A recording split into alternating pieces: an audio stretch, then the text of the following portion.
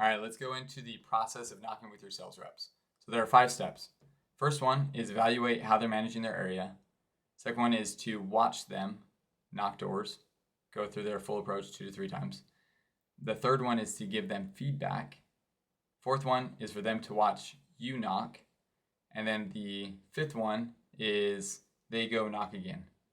So let's go through each of those individual steps. So let's look at the first one, which is evaluating how they manage their area. So typically what I do when I show up to an area, I'll take somebody's iPad and I'll just see how they're managing everything. I'll see what is their marketing process. Are they marketing it the same way that we are marketing in the office? So that I can see, okay, are you working to 3 objections out to price or 5 objections, or are you just trying to get a price? Because if it's not measured, it's really hard to go improve upon that.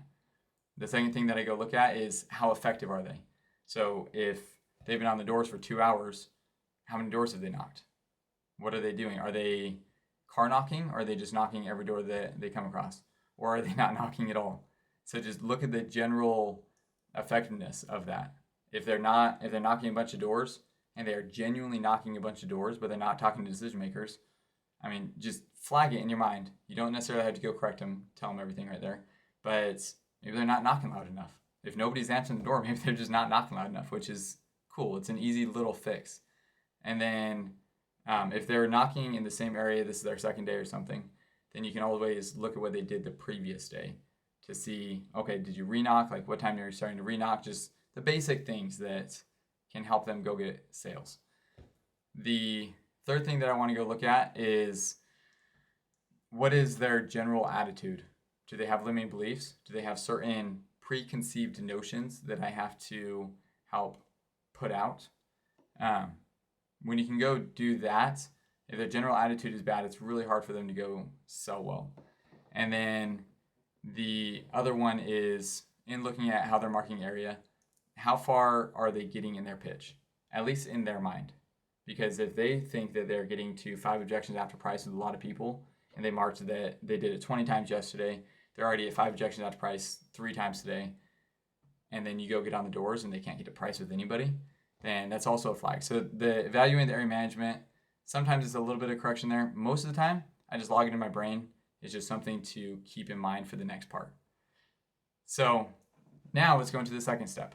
We looked at their area management. Now you're going to go watch them knock doors. What I do, I usually take notes the entire time. And they will usually ask for feedback as we're going along. They're like, oh, dang, what do you usually do in that situation or this situation? I usually don't tell them. My goal is just to be relaxed, have little side conversations as they're knocking doors, walking between doors, and I'll write down everything that they're doing right, and then I'll write down everything that I think they can improve, and I'm going to be looking for little patterns for that, so that when I give them feedback, I just have the specific things that I want to go do for their feedback. And your goal when they're knocking is to just see them go through their full approach, ideally 2 to 3 times, because however many times is necessary to see and fully, truly diagnose what the problem is of why they aren't getting sales. And then now that you've seen them knock and you've gone through that part, now let's go into the next part, which is giving them feedback. So the way that I go about it is I just tell them everything that they're doing right. Your body language, this is awesome. Your words, this is awesome. Your roadmap, this is awesome. Whatever it is. And only tell them things that they're doing good and get good at finding out what they do correctly. And that's a lot harder with a rookie that's only knocked for a week. But get good at this. This is important. And then you're going to go into the things that you want them to go improve on. The way that I do it is I look at what is 1 or 2 quick little easy fixes that they don't really have to think about, like managing area. That's a quick little fix that you can go do. And then I go look and evaluate, not what are they doing wrong or what are they doing right. It is what is 1 or 2 things within their words, their body language, or their paraverbals that will help them go get more sales. And the simple way, and I know this sounds really, really basic, but it is how far are they getting in the pipeline or in the roadmap, and what is 1 or 2 things that they can go do that will help them get farther down the roadmap. because if they're only getting a price and you can find one or two little things that'll help them get 3 objections out of price, then do it. That is awesome. And the way that I pick it apart, I write down, as I'm looking for patterns, all the different words thing. Okay, are their words basically, are they pretty simple? Are they, do they have the words down? Do they have the roadmap down? Going into body language, just looking at the very basics of the body language. How is their stance? How is their eye contact, their head nod, things like that. Because if they're not making eye contact at all during the whole approach, it's pretty hard to have trust, right? And I look at their paraverbals. I mean, the main 3. I don't go fix things like up pitches. That's not as applicable, right? That's harder to go implement short term. I go look at the main 3, volume, speed, and pauses. If they're putting 14, 15 pauses in their intro, that sounds like a full essay. Customer doesn't want to listen. If they're speaking really, really fast, they sound nervous or they sound overly assertive, whatever it is, based on their volume. Because if they are speaking really loudly and they're speaking really fast, that's too assertive. And so it's just finding the harmony of that. And those are simple things to go correct, simple things to fix. A lot of the times, it's just persistence.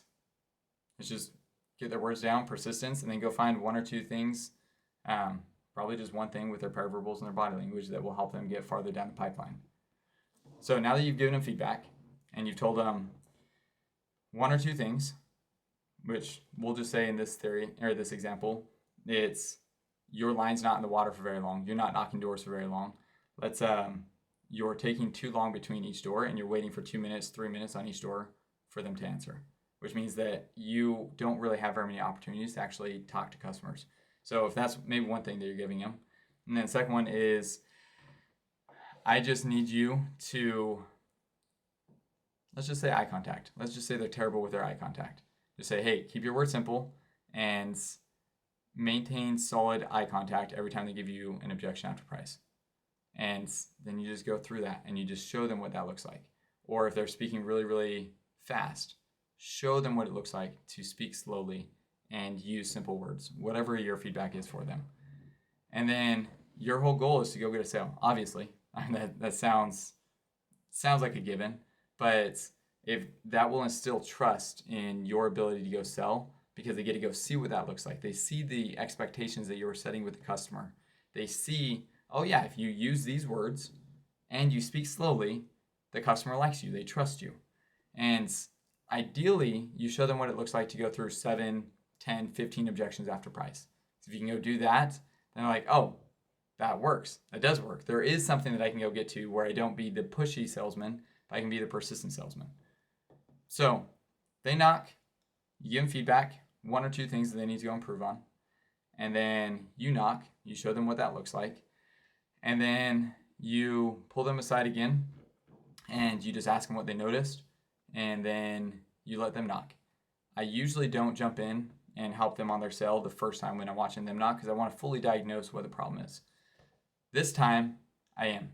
So if they go knock and they're starting to lose a sale, I jump in. I'll do what I can to go help them get a sale because ideally, if you can help them get a sale, obviously like that builds a better bond with you. And he who knocks the door gets the sale. So you helping them get a sale, that's just a solid emotional deposit for them. So those are the 5 steps. You want to evaluate how they're managing their area. And if there's some small fix that they can go do to be more effective on the doors, you go watch them knock and then you give them feedback, 1 or 2 things to improve. And then you go knock yourself and you show them what it looks like. And then you go let them knock 1 or 2 more times.